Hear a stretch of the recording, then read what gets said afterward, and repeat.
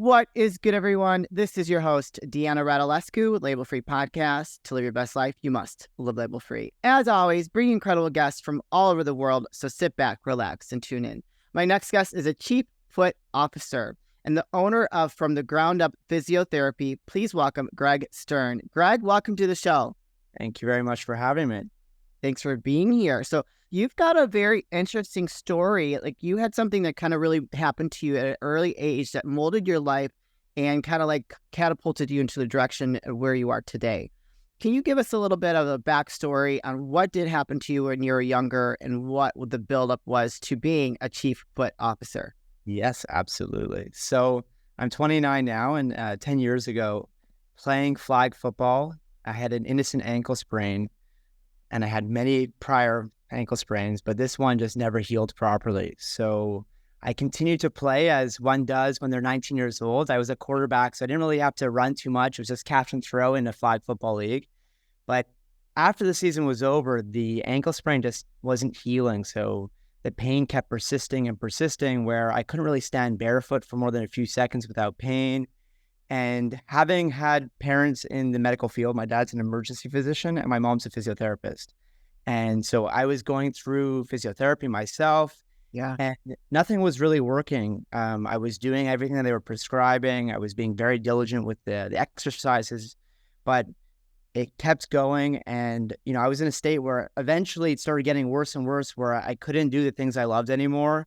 And, at 2021, this kept going on. 2.5 years into this problem, I eventually went and got ankle surgery. But that was really only the beginning of the problem, because after my ankle surgery, I started developing hip problems and back problems. And so I was really just in a deep, dark space. Like, at the time, I was thinking about applying to medical school. But my head wasn't in it, because all I could think about was must get out of pain. And so I diverted my path from medicine to physiotherapy myself. But along the way, I was, really self-educating via YouTube and through different seminars and whatnot along the way, trying to apply the different things I was learning, making some results, but really kind of being stagnant. But it was really only until I started taking like a deep dive to understand my body and start to look outside the confines of conventional therapies that I start to find some very smart people in the industry and start to make some progress. So that was a long journey of, spending hours and hours in the gym, just, okay, let's try release things. And unfortunately, I had to do a lot of my own work, because when I was going to physiotherapy myself, I found it was a very isolated approach. So it was like, in the physio's mind, it's like the site of pain is equals the site of problem. Right. So we're going to go and focus on the area that's in pain and do very isolated exercises, lots of manual therapy. But the moment I stand up, I'd feel a bit better, but then the pain would come back and the pain would come back. And it was just that roller coaster. And now, having been a physiotherapist myself, I know all too well that cycle that people go to other clinics, but when they come to me, I'm all about addressing the root cause of the problem. Yeah. So kind of fast forward many years later, dealing with tons and tons of pain. Now I'm at a point where I own my own clinic. I stand barefoot every day. I go hiking barefoot, like 10-kilometer hikes barefoot, and I could do slacklining where I'm walking on a little line there. But it came from a process of really learning from smart people, being diligent, being open-minded, and realizing that oftentimes, like, the standard institutional ways of educating don't cut it in terms of being as holistic as it needs to get to the root cause of what's going on for most people. I think a lot of times, like what you're saying, like, that traditional way of doing things creates more problems for someone, because if you're not finding the root cause problem, not only are they not going to be out of pain, but you're going to cause other problems because you haven't found the real true source. So what did you find after, like, you working on your ankle and everything, what the root cause was for you? Well, for me, this might sound funny. And for most people, when they hear the word flat and feet, they associate with that being a bad thing. Right? You hear flat feet, it's bad. But you know who has flat feet in this world? LeBron James, Usain Bolt, many thousands of people. And it's not about whether a foot is flat or very arched. Does the foot move well? Right. And often the approaches and solutions, and one of them that I was given was orthotics and very orthopedic-like shoes that are very much braces. Sure. Now, if you came to me with a neck problem and I said, Dan, I'm going to just put you in a neck brace, like, aren't you going to give me some neck exercises, some Right. ability, some strength, whatever. And of course I would. But for whatever reason, when it comes to foot health, our solutions don't really have logic to them because we brace the foot. Yeah. And when I started going into what's called more natural footwear, which is the idea of a shoe that lets your foot function like a foot and protects your foot, but doesn't impose on your foot. Meaning, you've probably seen like those 5-finger-toed shoes Yeah. or things like that. Now, there are other shoes that are available that are not like that, but are more like they're wider toe box, they're flexible, but they don't have those 5 fingers so that, they're more socially acceptable. We could certainly get into that. But the idea was getting into some shoes like that and then really educating my foot how to actually flatten well. So just because a foot is flat, it doesn't mean it flattens well. And most of the time, people's feet are not actually flat. They've just like lost, let's say, if you think about your foot and you lose contact with the outside border, then your foot just kind of gone in. But it's learning to actually spread out your feet because that's absorption. Right. Pronation, the word pronate, the idea that flattening or pronation means to widen, flatten, and spread and absorb the impact. And our feet need to be strong and mobile and not be reliant on orthotics and very stiff cushion footwear, which is what most people think of when they think of good footwear. Yeah. So you're saying that so my husband has the 5-finger shoes, Right? and those are good for you, huh? Yeah, they're definitely great. One of the funny things that happened when those were released was that they actually got sued initially because imagine you ran 10 kilometers in your Asics or Brooks or you name your fanciest pair of which is going to put that in quotation marks. Yeah. And you now run 10 kilometers basically barefoot with just a protection. That's like going to the gym for the first time and putting on 500 pounds and trying to bench press. Yeah. There's no adjustment for most people. So it is a weaning or transitioning process if you're so used to these maximalist like cushion footwear that most people think are, great and supportive and whatnot.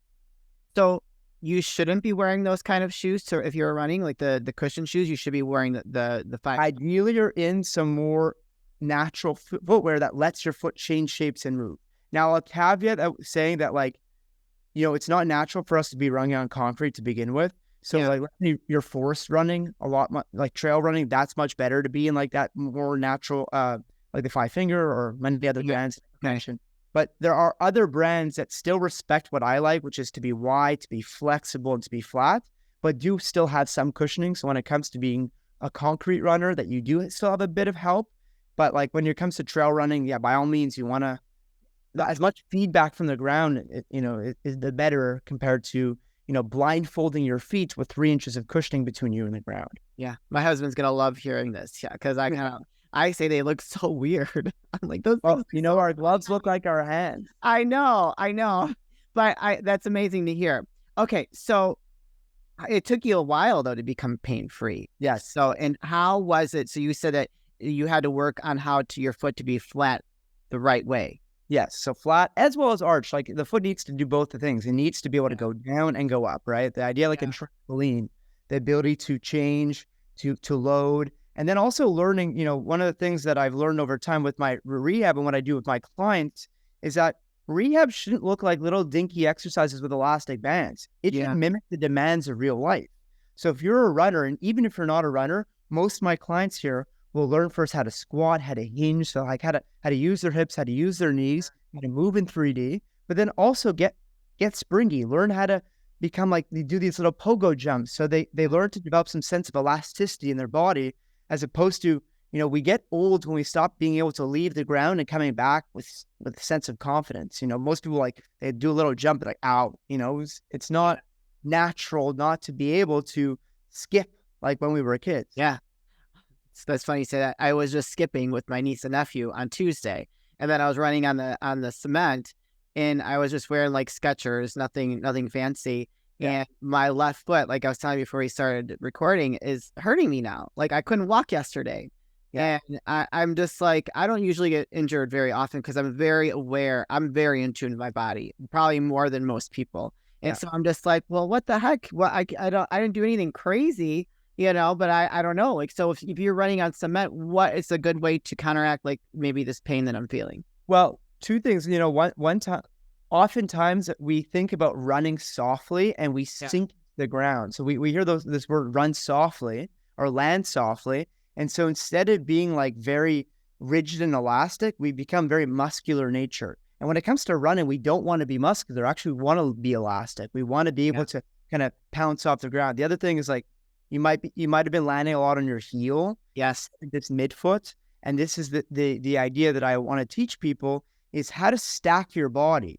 So like a very interesting thing to do would be like, all right, get into a split stance, like one foot in front of the other. You would bend your front knee a little bit, and then you would take the back leg off just so that you're like fully committed to that front leg. Okay. Right? It's following. You'd just be like in a split stance, the back leg is off, and then you kiss it back down. So you're fully on that front leg. Now, would you start a race? Like kind of, I mean, I don't know if everyone will see this, but would you start it lean back or would you start forward? And everyone intuitively understands that. Yeah. But when it comes to actually what happens is when most people bend their knee in this split stance position I'm talking about, their body innately leans back. And so they're hanging on their lower back and they're living in their heel. Instead of shifting their entire center of mass or their gravity with their nose over their toes and feeling the ball of their foot and their calf kick on. That's kind of this essence of what I learned to do with my body was stack my body in order to, you know, just have the whole system working together. Because that's the key for pain is not necessarily focusing on the site of pain, but rather teaching the whole body to work in unison. And that's what I mean by this root cause approach that involves using the whole body and mimicking demands of life by being upright against gravity rather than doing like clamshells or some classic exercise that a lot of people are prescribed when they go for physio or physical therapy in the US. So even though you're in Montreal, you can work with people all over, right? Yeah. So I do virtual and then I have a program as well. Yeah. And can you even besides your own success story, can you share another story with us? Yeah. Yeah. A client that you've worked with that had issues and you helped them. Yeah. So I mean, my job is extremely rewarding when I get to help people that have been kind of, they've had chronic pain for years and, I've tried everything. I've been around the houses. They've been to physio, osteo, massage, just that. And then I come and I help them out and they finally get back to doing the things they love. So many different examples of people with honestly years of chronic pain get out of pain relatively quickly. I'm talking about within a few weeks. Oh, wow. Whereas before they were so afraid to move their body and they would move it robotically as a whole. And part of what I do with people is just learn to relax their body, use their whole body. And this guy had 6 years of pain and within 6 weeks he was out of pain. So, I'm able to get back to doing the things I love. Another one with knee pain. Like, I mean, it's kind of the same story every day in of what happens, which is great. But what also saddens me is when they say they've tried everything, what they really tried is an approach that has barely scraped the surface of what, physical therapy is meant to be physical. Yeah. But most of the time it's lay in a table and I'm there to be fixed by my therapist and mainly focusing on hands-on work. But again, like as I mentioned at the beginning, that's only temporary and it's not really going to change how your nervous system changes how it moves the moment you stand up from the table. Yeah. I've heard of people going to physical therapy for a very long time for issues and it never really getting better. And to me, I just think that's crazy. Like, I feel like there's something that's not happening right there where they're not getting the benefit of the physical therapy that they should be getting. And what are your thoughts on that? It's what they're getting is the temporary high of the relief for those 2-3 days. Yeah. And then there's two things that happen. One, their therapist, and again, this has nothing to do with like the quality of that individual or their malintent. It's just the lack of education, and they weren't forced to really solve their own issues. Because I think what lacks in physio is education of movement. Like, I should have a project of learning how to move my body while I'm in school, because how can I coach someone how to move if I don't know how to move myself? Yeah. So literally within school, you don't know how to, you're not really coached how to coach. Yeah. And so that's a huge problem. And the other thing is, that temporary fix, that, merry-go-round wheel of, all right, feels a little bit better. And then what the physio will often say is like, you're not doing your exercise. You're not being diligent. Like, no, I am. It's just the exercises you're giving me are not cutting it because they're not really bridging the gap between rehab and regular everyday life. Yeah. Okay. I love it. See, because I've always like, I'm like, God forbid I ever have to go to physical therapy, which I have not, but I've heard stories, and it's just like they don't ever get better. And I'm like, that's just crazy to me. So if someone wants to work with you and they have like say a back problem or something like that, what does it look like when they come to you, either in office or virtually? Yeah. So essentially, I always say like the goal of the first session is to get to know each other and also understand like what your story is, because your injury history makes a big difference. So let's say I'm coming to you, you're coming to me for back pain, right? Yeah. And you had an ankle injury 15 years ago. No, it's nothing. It doesn't hurt anymore. But what happens if your brain never got comfortable reloading back onto that area the way it does on the left? Yeah. So what happens is that your body needs to find new strategies in moving. And so you get on with life. But it's very important to understand that injuries leave a legacy on the body. So I want to make sure I really understand someone's history, what their movement activities are, what their thoughts about movement. We could talk about posture because that's a huge thing.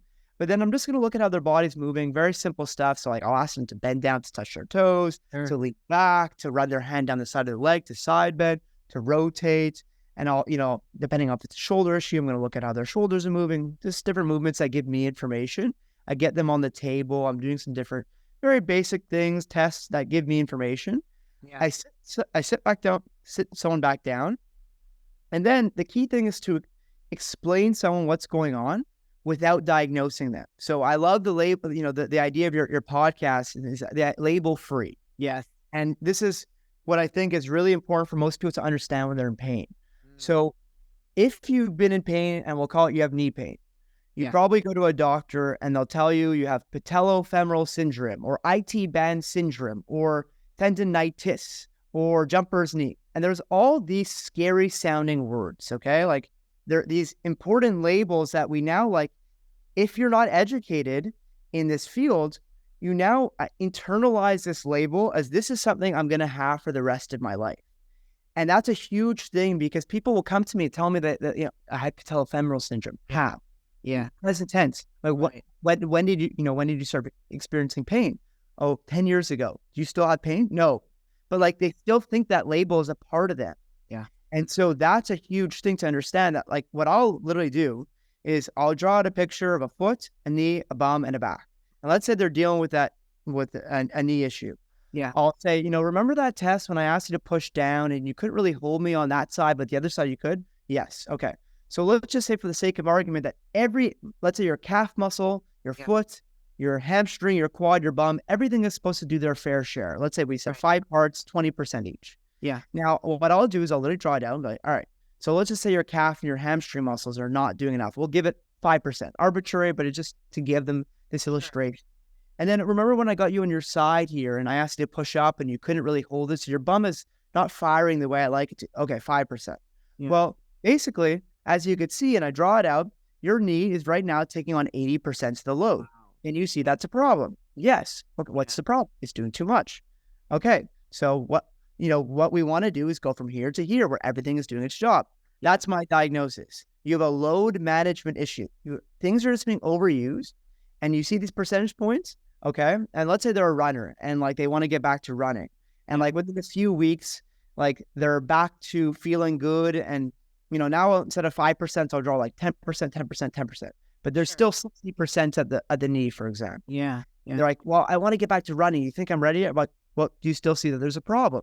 So what we need to do is get you back into these leaping and hopping drills that are going to actually like supersede what running is, because it's actually harder to hop on one leg than it is to do running, which is alternating. And if you're comfortable hopping without pain, then I'm 100% sure you're going to be able to go back to running. But unless we stress test you here, we don't just guess when you're ready to go back. We want to like solidify it with your own evidence. Wow, I feel confident. And that's the key thing, is rehab is about skill development. It's not just about massaging it out. It's skill development, like teaching them how to load their legs, jump, move in 3 dimensions, really give their body confidence. And then people leave here with their legs quivering and they're like, holy crap, like I thought I was strong. It's like, well, because I'm being very deliberate with my coaching, people's nervous system like gets like a plus, and they're like, oh my God, I'm confident to go back. And so we could do everything without saying patellofemoral syndrome. Yeah. Like, or any of the syndromes. And I find that doctors are doing a disservice to people when they give a label and now someone associates with this itis as something that's really wrong with them. And it's nothing wrong with them. It's a movement issue. I love it. I totally love it. I'm on the same page with you. Yes, I totally agree. So if I ever get injured, I'm coming to you. Where can people find you, connect with you, and learn more? Yeah, absolutely. So the name of my clinic, as you mentioned, is From the Ground Up Physiotherapy, but on all social medias, it's Ground Up Physio. So Ground Up Physio, PHYSIO. And I have a movement program.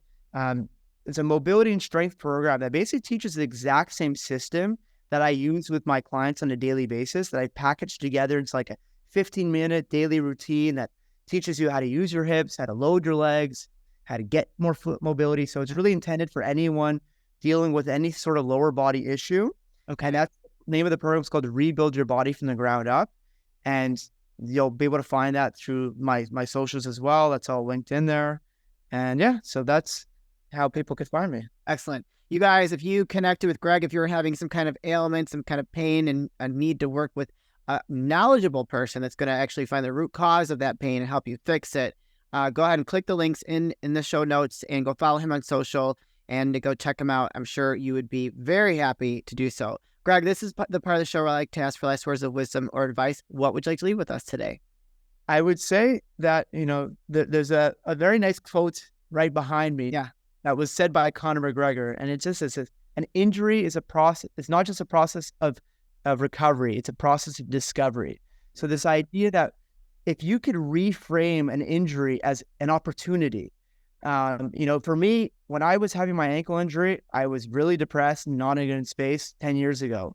But because of my ankle injury, so obviously at the time, that was not, that was the only thing on my mind. Yeah. But now, hey, 10 years later, I own a clinic called From the Ground Up, talking about foot health. And so things could be blessings for you, and you have to reframe, okay, if I have a weakness, that's potential. And being followed by the right person, by being guided. No one's there to fix you. You need to take personal responsibility for your own health. No one could do it for you. Of course, you want to be handheld by someone who could guide you in the right direction, but you are the only one that's responsible for your own health. Totally agree. Wow. Boom. Amazing. I wish there were more people like you out there helping others with their injuries and, within physical therapy. But thank you so much for what you do. Obviously very knowledgeable. And if this foot doesn't get better, we'll be having another conversation. So thank you very much for what you do, Greg. We really appreciate you. Thanks for having me. You're welcome. You guys, this is your host, Deanna Radulescu, Label Free Podcast. To live your best life, you must live label free. As always, don't forget to subscribe, follow, rate, review, comment, share, all those good things. And I'll be back soon with more dynamic guests.